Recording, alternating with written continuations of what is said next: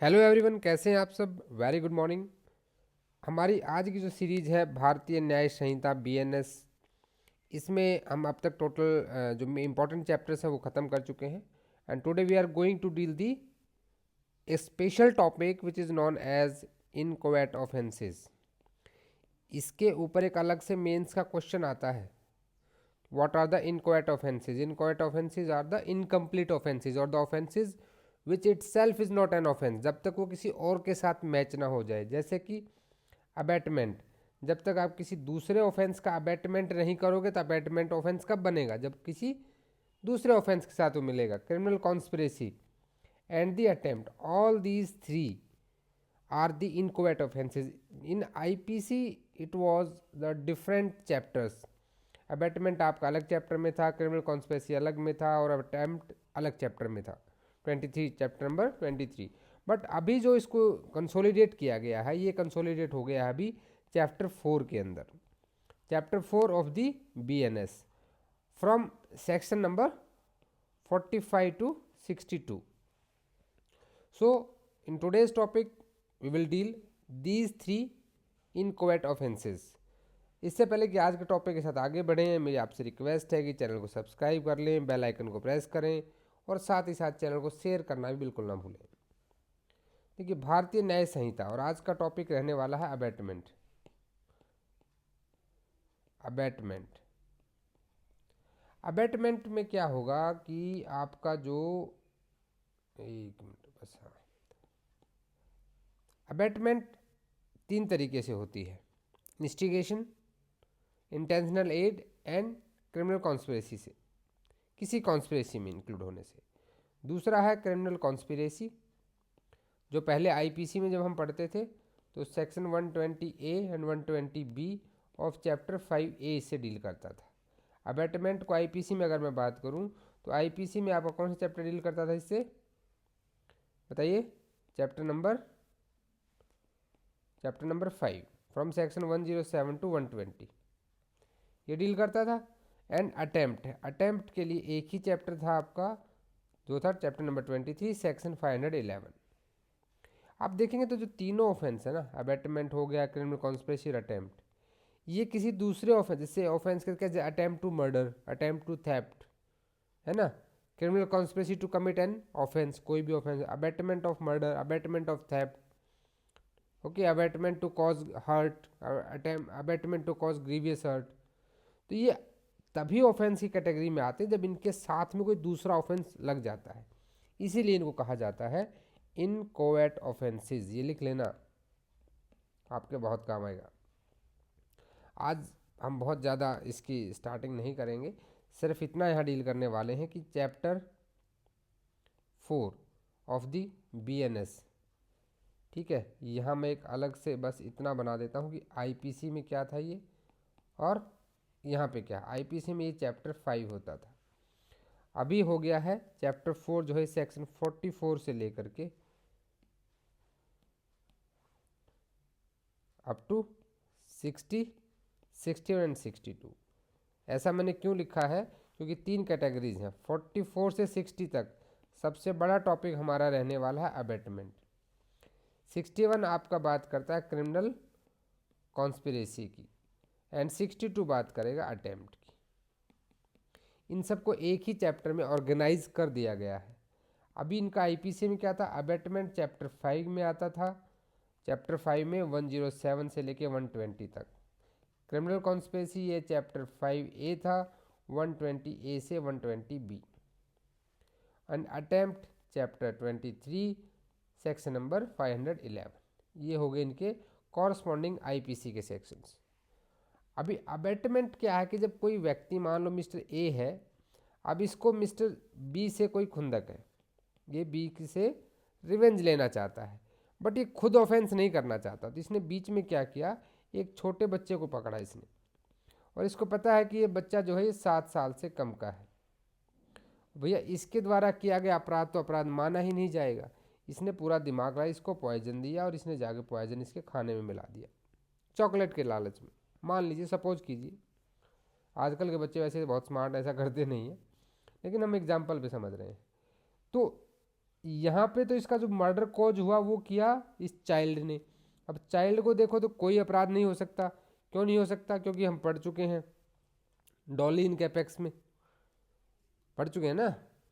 हाँ, तो अब इसका मतलब क्या, इसने भी कोई अपराध नहीं किया? नहीं। अब बीच में जो जिस बंदे को अबैट किया गया है, जिसको अबैट करके, इंस्टिगेट करके, जिसको इंटेंशनल एड देके, कॉन्स्पिरेसी में लेके जो कोई अपराध किया गया, जो ऑफेंस कारित किया गया है, उससे कोई फर्क नहीं पड़ता कि बीच वाले की लाइबिलिटी क्या है। बट जो एक्ट अबैट हुआ है उसके लिए इसको पनिशमेंट मिलेगी। अब सपोज करो इसी में दूसरी सिचुएशन लेते हैं हम। अब इसने पॉइजन इसके जहर खाने में डाला ही नहीं, स्टिल जो मिस्टर ए है ही इज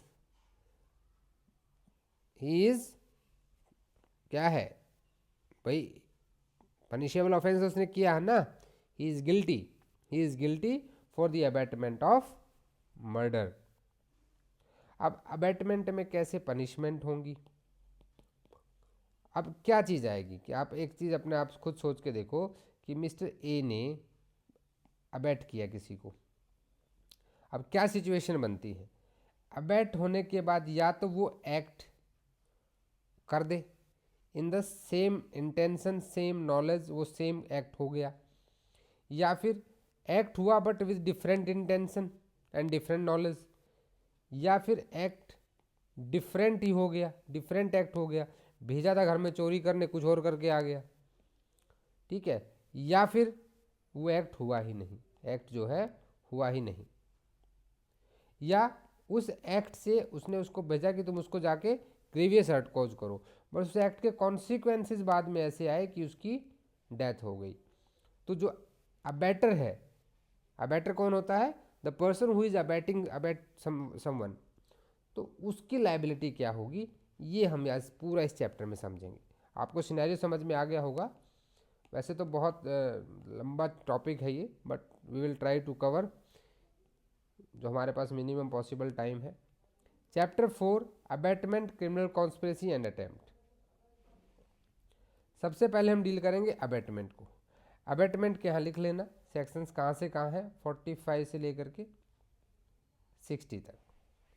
61 आपका क्रिमिनल कॉन्स्पिरेसी, 62 अटेम्प्ट, ये दो तो आपको याद रह जाएंगे, ठीक है, इनको आप नोट कर लेना। सबसे पहले आते हैं 45 पे, अबैटमेंट ऑफ थिंग। अबैटमेंट कैसे हो सकता है? अबैटमेंट के 3 तरीके हैं, by instigate someone, by engaging in any conspiracy and intentional aids. Okay, engage any person to do that thing. Instigate, किसी इंस्टिगेट का मतलब क्या होता है? What do understand by instigate? Instigate का मतलब होता है किसी को उकसाना, ठीक है। कॉन्स्पिरेसी, उसके साथ मिलना, या इंटेंशनल एड करना, बाय एनी एक्ट और illegal omission doing that thing. अब यहाँ एक्सप्लेनेशन देखिए आप, एक्सप्लेनेशन 1 क्या कहती है? A person who by wilful misrepresentation or by willful concealment of material fact which he is bound to disclose voluntarily cause or procure or attempt to cause procure a thing to be done is said to instigate। instigate को कैसे मानेंगे? Example बहुत अच्छे clear करता है। ए जो है एक पुलिस अधिकारी है, एक गाँव में जाता है एक वारंट लेके, इसको जेड को पकड़ना था। अब इसको रास्ते में मिल जाता है बी, और बी से पूछता है कि भाई जो ये व्यक्ति जा रहा है क्या ये जेड है? अब ये जेड नहीं था, ये मिस्टर सी था। अब बी को क्या है, बी को सी से रिवेंज लेना था।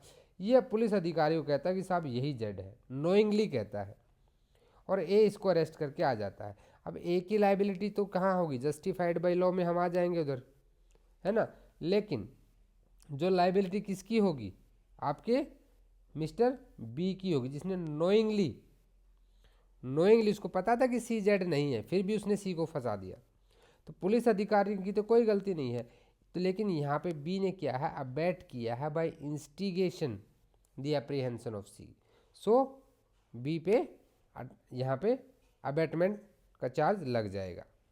अब सेकंड एक्सप्लेनेशन देखिए, whoever either prior or at the time of commission, या तो अपराध होने से पहले या अपराध होने के टाइम पे कोई भी ऐसा काम करता जिससे कि फैसिलिटेट करता है, यानी कि इंटेंशनल एड आ गई है यहाँ पे, and thereby facilitate the commission thereof is said to aid the doing that act. तो भैया हम यही मानेंगे कि भैया उसने इंटेंशनल एड किया है यहाँ पे। 46 आ जाता है अबेटर। ये आपका आईपीसी में लिख लेना, 107 होता था, ठीक है। अब आता है अबेटर 108 ऑफ आईपीसी। आप चाहो तो लिख लो, अदरवाइज बहुत ज़रूरी नहीं है, बट क्योंकि देखो जिन्होंने मैं पहले बात कर चुकी, जिनको आईपीसी याद है उन्हें वॉश आउट करना पड़ेगा, फिर नए उनको सेक्शंस याद करने पड़ेंगे। अबेटर, अबेटर कौन होता है? It's very simple, the person who abetted.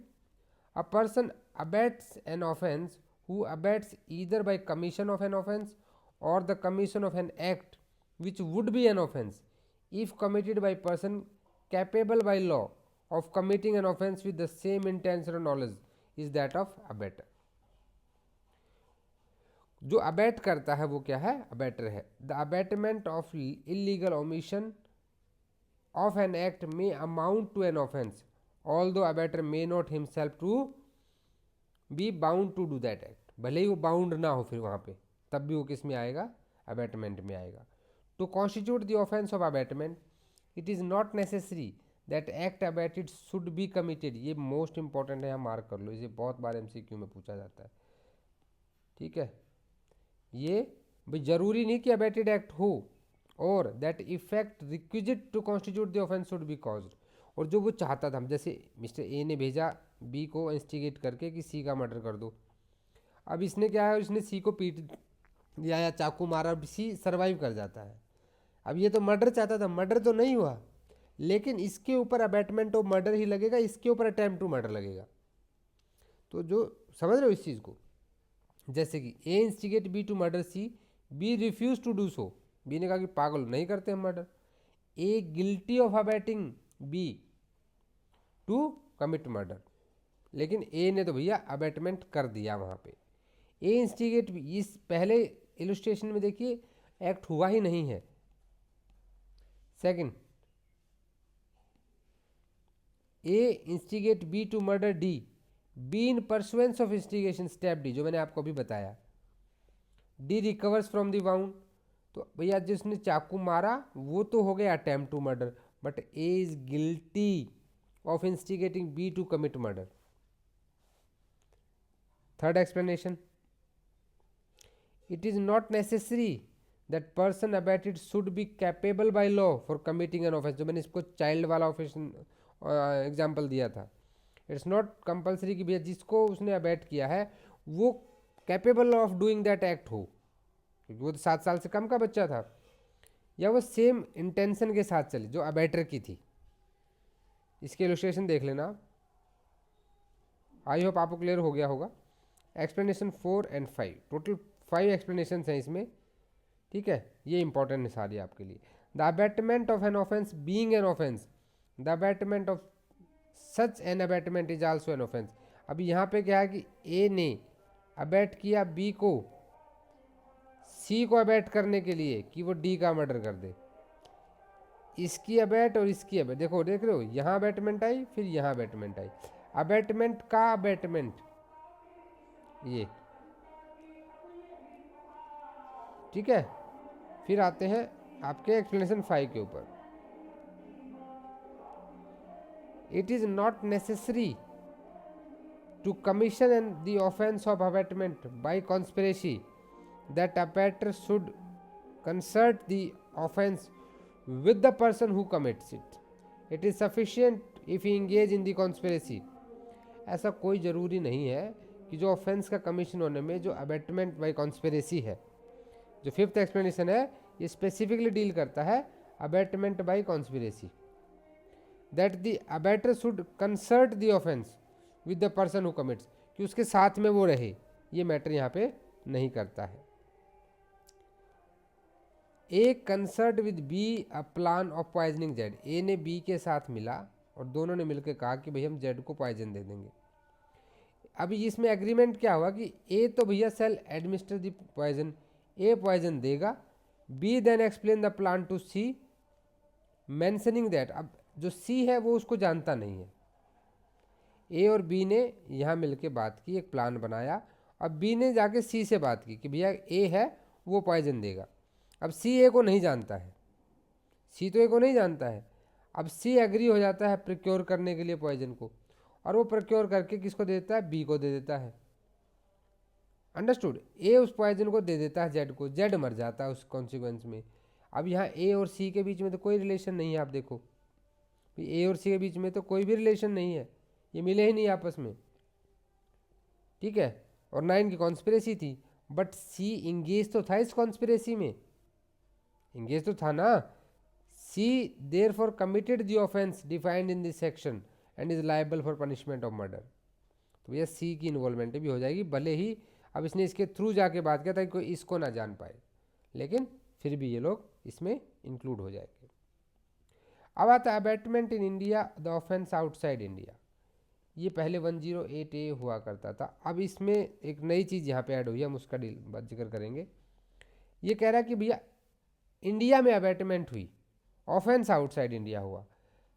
अब इसमें क्या है कि किसी जो इंडिया में है, इंडिया में बैठ के कोई अबैटमेंट की और बियॉन्ड इंडिया कोई अपराध हुआ।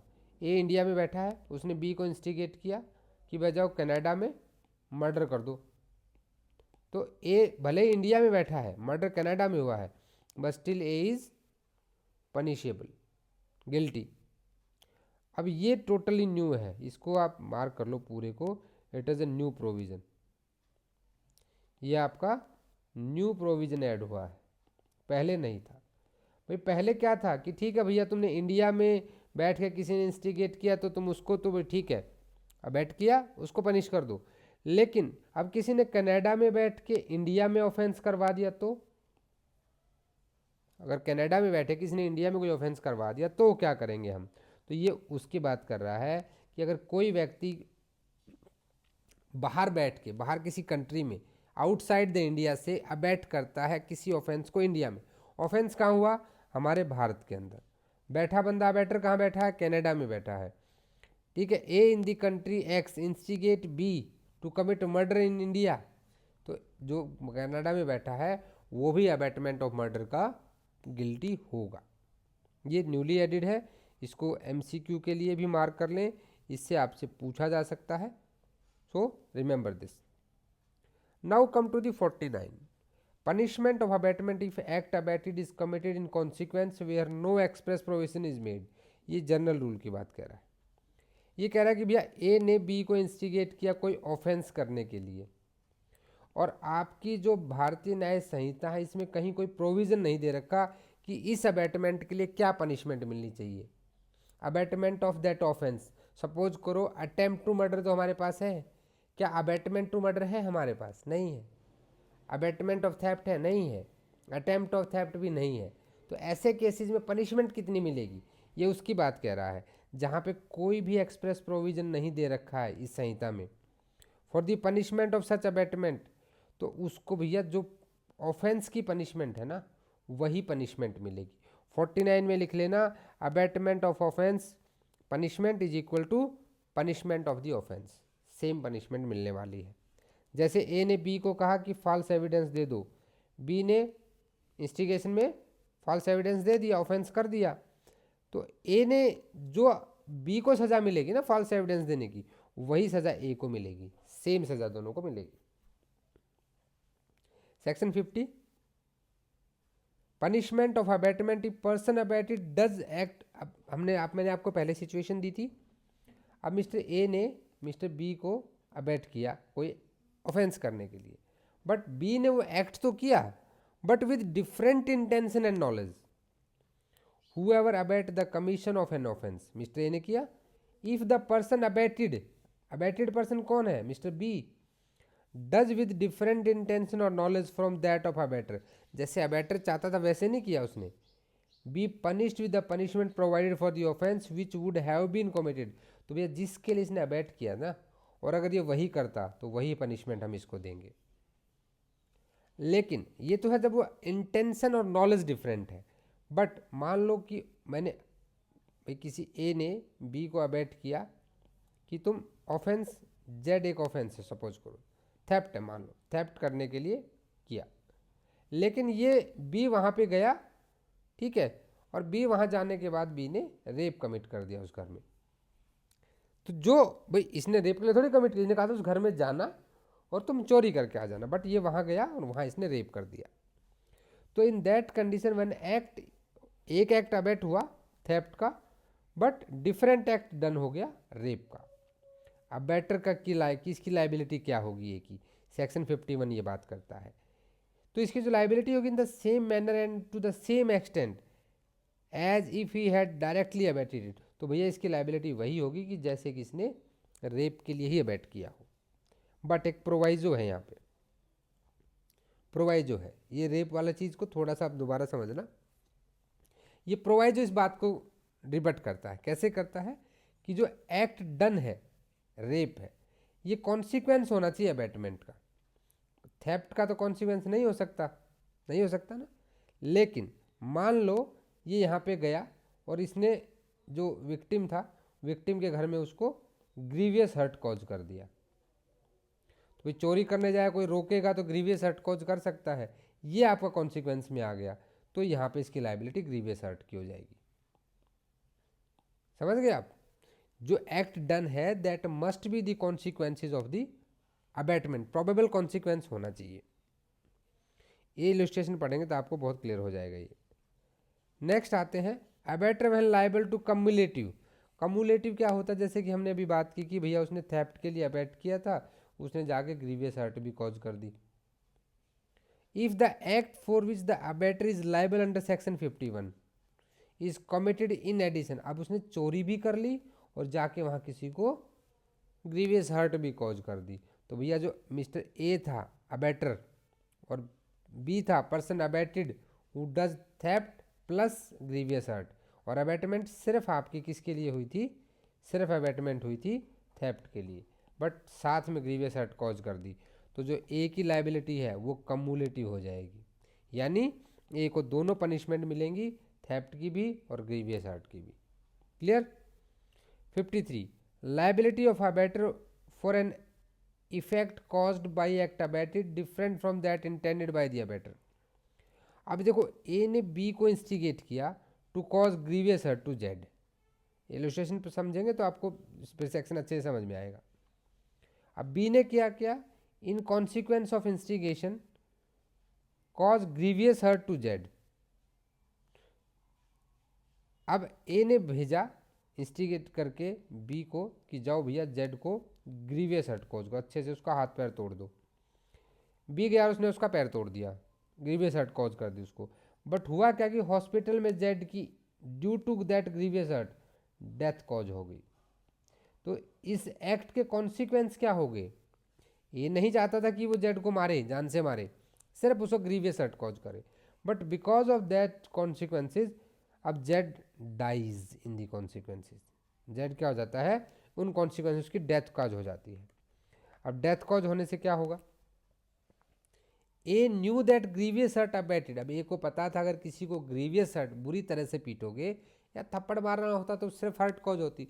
अब यहाँ बात है ग्रीवियस हर्ट की। देखो वर्ड्स जब लॉ में यूज होते हैं तो बहुत पर्टिकुलरली यूज होते हैं।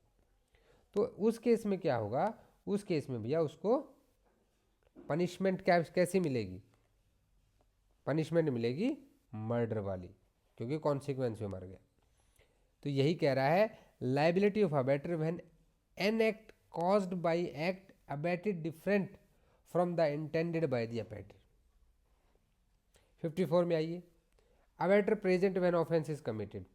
अगर अबेटर जो है, अबेट करने वाला जो है वो वहाँ पे प्रेजेंट है, who is absent to be liable to be punished as an abettor, वो प्रेजेंट है तो उसको मान लो इस तरह से पनिशमेंट मिलेगी, he shall be deemed to have committed, जैसे वो अपराध उसी ने किया है। 55 abetment of offence punishable with death और इम्प्रिजनमेंट फॉर लाइफ। अब ऐसे ऑफेंस के लिए उसने अबेट किया है जो कि क्या है, punishable with death and imprisonment for life. Murder के लिए सपोज करो, रेप के लिए, ठीक है, पनिशमेंट्स क्या है, ये पनिशमेंट्स है। Whoever abet the commission of an offence punishable with death और इम्प्रिजनमेंट फॉर लाइफ सेल, क्या वर्ड आया है, सेल, मैंडेटरी है, obligatory to the court, if that offence is not committed in consequences of abetment, act हुआ नहीं है, and no express provision is made. अब यहाँ पे ध्यान देना आप, यहाँ पे आपका एक्ट हुआ नहीं है और कोई एक्सप्रेस प्रोविजन नहीं दिया गया है for the punishment of such offence abetment be punished. ये ध्यान देना कि एक्ट हुआ नहीं है, ठीक है, ऑफेंस इज नॉट कमिटेड, इसको ना अंडरलाइन कर लें। Be punished with imprisonment of either description for term which may extend to 7 years and shall also be liable to the fine, and if the act for which the abater is liable in consequences of the abatement and which cause hurt to person is done with the abater shall be liable to imprisonment of either description which may extend to 14 years and shall also be liable to the fine। थोड़ी सी आपको technical language लग रही है, but इसमें देखिए आप इस illustration से अच्छे समझेंगे। ए ने इंस्टिगेट किया बी को, किसका मर्डर करने के लिए, जेड। ए ने बी को इंस्टिगेट किया कि भाई जाओ और जेड का मर्डर कर दो। अब अगर बी ने मर्डर कर दिया जेड का, तो भैया बी को क्या पनिशमेंट मिलती, डेथ पेनल्टी या लाइफ इम्प्रिजनमेंट, ये मिलता ना बी को। अब ए की लाइबिलिटी क्या होगी, तो यहाँ पे जो ए की लाइबिलिटी है वो होगी, अभी मर्डर किया नहीं है, अगर कर देता तो वुड है, इन पे ध्यान देना, यहाँ वुड लिखा गया है। ए ने बी को इंस्टिगेट किया कि जाके जेड को मर्डर कर दो, बी ने वो एक्ट नहीं किया, लेकिन अगर बी करता तो क्या होता, लाइफ इम्प्रिजनमेंट डेथ पेनल्टी। तो उस केस में ए को कितनी सजा मिलेगी, 7 years एंड फाइन। लेकिन बी गया, उसने जेड को जान से नहीं मारा, उसको हर्ट कॉज कर दी, एक थप्पड़ ही मार दिया, मान लो हर्ट कॉज की है, सिर्फ हर्ट लिखा, ग्रीवियस हर्ट नहीं लिखा है, ठीक है। तो उस केस में जो है ये ए की सजा बेचारे की एक थप्पड़ की वजह से बढ़ जाएगी 14 साल एंड प्लस फाइन। समझ में आ गया। अगर ए ने बी को इंस्टिगेट किया जेड का मर्डर करने के लिए, कोई भी ऐसा ऑफेंस करने के लिए जो अगर बी कर देता तो लाइफ या डेथ पेनल्टी उसको मिलती, लाइफ इम्प्रिजनमेंट या डेथ पेनल्टी। अगर नहीं किया तो 7 साल। लेकिन बी ने वो एक्ट तो नहीं किया, लेकिन उस कॉन्सिक्वेंसेज में उसको हर्ट कॉज कर दी, तो इन दैट कंडीशन इसकी सजा डबल हो जाएगी, 14 साल। आई होप आपको क्लियर हो गया होगा। 56 abetment of an offence punishable with imprisonment, ये तो था जहां पे लाइफ या डेथ पेनल्टी मिलती है आपको। अभी यहाँ क्या है, कोई ऐसा ऑफेंस जो इम्प्रिजनमेंट से मिल रहा है, जैसे इलस्ट्रेशन पढ़ो आप, ए ने बी को फॉल्स एविडेंस के लिए बोला, अब बी ने क्या किया, फॉल्स एविडेंस नहीं दिया। A has nevertheless committed the offence defined in this second section and is punishable accordingly. कैसे accordingly, if that offence is not committed, इसको हाईलाइट कर लें, बहुत सारे लोग कंफ्यूज हो जाते हैं यहाँ पे। ऑफेंस 55 में भी नहीं हो रहा है, 56 में भी नहीं हो रहा है। In the consequence of abetment and no express provision is made, भैया ए ने बी को इंस्टिगेट किया और बी कुछ एक्ट करने के लिए, और बी ने वो काम नहीं किया आगे, लेकिन अगर बी कर देता तो उसको एक कोई भी सजा हो सकती थी, but except life imprisonment and death, इन दो को छोड़ के। B punished with imprisonment of any description provided for the offence for a term which may extend to 1/4, कितनी हो जाएगी, 1/4 हो जाएगी, ठीक है। अब यहाँ पे क्या होगा, 1/4 और फाइन और बोथ, ठीक है, तो ये दोनों यहाँ पे हो सकती हैं, ठीक है। तो यहाँ तक आपको समझ आ गई होंगी ये चीज़ें। इसके बाद इसके इलस्ट्रेशन जब आप पढ़ेंगे तो आपको चीज़ें क्लियर होंगी। इनको जो मैं हाईलाइट करूँ, इसको हाईलाइट कर लें। Which may extend to 1/4 of the longest term, किसका 1/4, जो लॉन्गेस्ट टर्म दी गई है उस ऑफेंस के लिए। मान लीजिए वहाँ पे आपकी 12 साल की सज़ा है, तो 1/4 कितना हो गया, 3 years के लिए। विद फाइन ऑफ फाइन और में है 1/4, यहाँ पे लिख लो 1/4 और फाइन और बोथ। लेकिन अगर अबेटर जो है वो एक पब्लिक सर्वेंट है, अबैटमेंट करने वाला कौन है? अबैटर पब्लिक सर्वेंट है, जिसकी ड्यूटी है कि वो भाई अपराध को रोके। मान लो कोई पुलिस ऑफिसर है, तो उस केस में एग्रीवेटेड फॉर्म हो गई है ये, अबैटर सेल बी पनिश्ड, इसको भी मार्क कर लें, abettor shall be punished in case वो क्या है? पब्लिक सर्वेंट है, with imprisonment of any description provided for that offence. कहाँ तक? उसकी वो 1/2 हो जाएगी, 1/4 थी, अगर वो पब्लिक सर्वेंट है तो 1/2 हो जाएगी। ठीक है। और फाइन और बहुत। 57 abetting commission of offence by public और मोर देन 10 पर्सन। जब कोई अबैट करता है कमीशन ऑफ एन ऑफेंस को बाय पब्लिक, जनरली 10 से ज़्यादा लोग हैं भाई, एक भीड़ में जिसमें 10 से ज़्यादा लोग खड़े हैं एक भीड़ में, अब कोई गया और उन लोगों को उसने क्या किया? अबैट किया कि जाओ तुम ऐसा काम कर दो, तो इस केस में उसको जो इम्प्रिजनमेंट है ये 7 ईयर्स तक हो सकती है। 58 कोई पनिशेबल है ऐसा ऑफेंस जो किससे? डेथ से या एलआई से, और उसका डिज़ाइन जो है वो कंसील करता है कोई, उस केस में क्या होगा? whoever intending to facilitate or knowing to be likely that he will facilitate commission of an offense punishable with death or LI। अब वो जानबूझकर कंसील कर रहा है कोई भी ऐसा एक्ट और ओमिशन कि ऐसा होगा, या कोई भी इंफॉर्मेशन हाइडिंग टूल से। ठीक है, तो उस केस में क्या होगा? अगर ऑफेंस हो गया तो पनिशमेंट क्या होगी? 7 ईयर्स, और अगर ऑफेंस नहीं हुआ तो कितनी होगी? 3 ईयर्स, एंड फाइन प्लस में रहेगा 7 ईयर्स एंड 3 ईयर्स और प्लस फाइन।